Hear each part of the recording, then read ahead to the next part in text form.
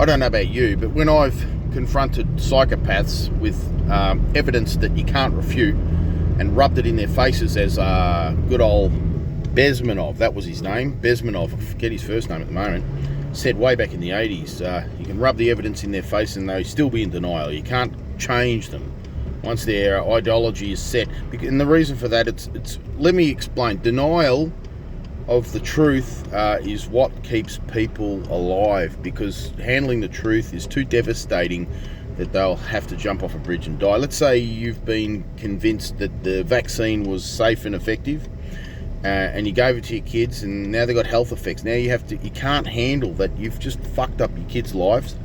You can't handle that they might die of a stroke in their 20s or 30s when they grow up older. It's too hard to face. So you have to lie to yourself that the vaccine was safe and effective. The COVID vaccine, of course, I'm talking about. So this is an example of denial. Now, the psychopath has a delusion of grandeur, privilege, etc. So they can't handle when they're losing or what have you. They have to maintain the cosplay. They role play cosplay an alternate reality to reality, because they can't handle the truth in similar fashion, because their whole self-worth revolves around being better than others, in short. And that's what we're seeing in the Iranian war. Now, Hegs, what is he? The Secretary of War, Hegseth, I think it is. I'm not big on names, I don't care. I just know who they are. I know the facts. I don't really get into detail though, because I'm a big picture guy. So anyway, Hegseth, he is talking about ground troops, like that's going to fix the problem. It's raining rockets in Israel, as I always said beforehand, because I'm not in denial. I'm just being objective. And how the thieves, the Epstein regime, and it's the Rothschild bankers and that have just been stealing from the Goyim instead of producing effective weapons. They're still stuck in the 20th century. So big aero, Storm and Norman style back in the Iraq war is obsolete, and that's how they're still thinking. That's the mindset they're in, and I think that's anyone can see the developments in Ukraine. Now the grey zone or kill zone is 20 kilometres or more wide, because it's filled with surveillance drones and FPV suicide drones, if not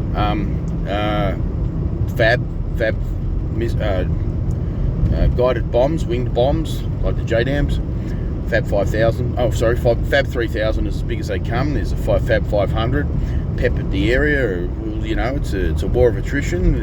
You need weapons that are bang for buck, meaning what is the most bang you can get from your buck, and that doesn't mean multi-million dollar, $19 missiles like the SM-3, I think it is, on the warships of USA, the defensive missiles, or the Patriot missile. Bang for buck is a modern war. You got to saturate the enemy with the best bang for buck. That's what it comes down to. Economics, industrial ability to produce weapons in a war of attrition. And if you're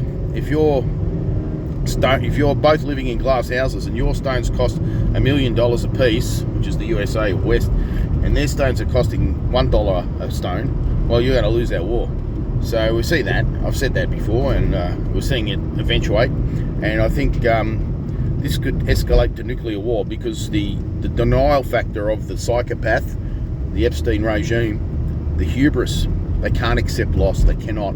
And if they're getting their butts handed to them, which they are, on a platter, seriously, by Iran, they will escalate to nuclear war. I predicted this a few videos ago, and it could happen. The only way it could not happen is, as I said, is if Russia just steps in and says, here, have some nukes, because that's called mutual assured destruction. The only language a psychopath will understand is mutually assured destruction, MAD.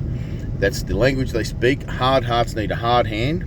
The only way you can get them to back down is to threaten them with their own deaths, basically, which is, well, nuclear look at the best example of this, the Oreshnik missile.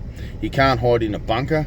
That thing, regardless of speculation, I could tell immediately looking at the footage that this thing is penetrating deep into the ground. It's probably causing plasma of the Earth, which causes a very easily penetrable plasma of the first strike, followed by the second, third, fourth, 6 of them, all hitting in very short sequence with each other, penetrating deep into the Earth, because it doesn't leave much on the surface. You don't see a huge crater like comets travel at hypersonic speed, or meteorites, but they don't penetrate. They create, most of the energy is just dissipated on the surface, causing a massive crater.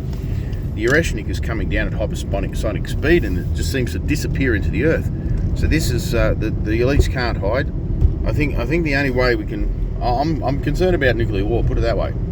The only way it can be prevented if a nuclear power says, look, no, this is going to happen. If this happens, mutually assured destruction. Because you've got to understand, the psychopath only understands one language, and that's a bitch slap to the face, and that they're going to cop it big time.